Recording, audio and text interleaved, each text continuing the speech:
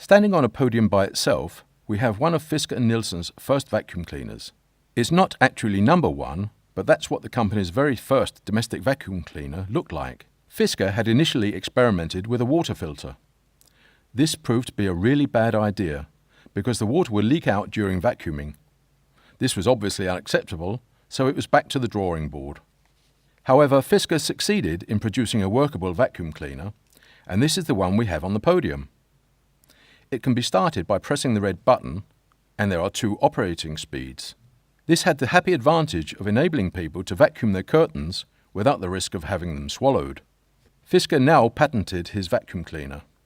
For some reason or other, unbeknown to me, he did so in his own name, and not in the name of the firm.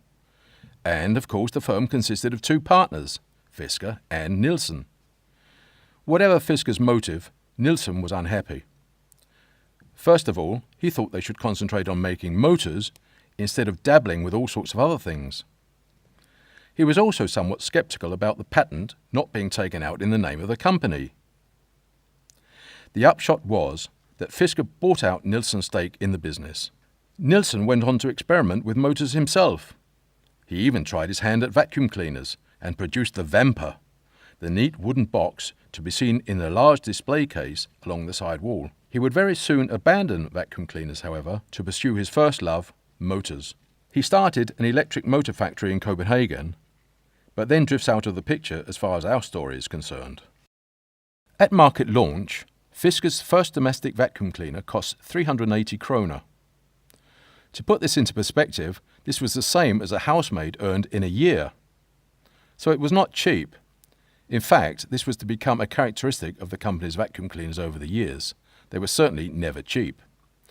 But that first vacuum cleaner, the number one, weighed in at 17.5 kilos when empty, so it was a quality product.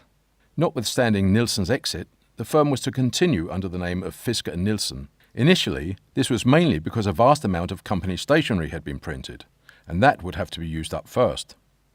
And then, somehow, the name just never got changed.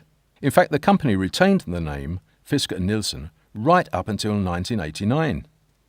In 1989, Danish entrepreneur and businessman Claus Riskær Pedersen discovered that the company had very considerable funds tied up in bonds, and this money was sitting there doing nothing.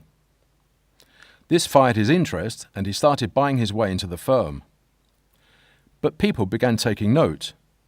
Business journalists, economists, and bankers all began wondering what was going on.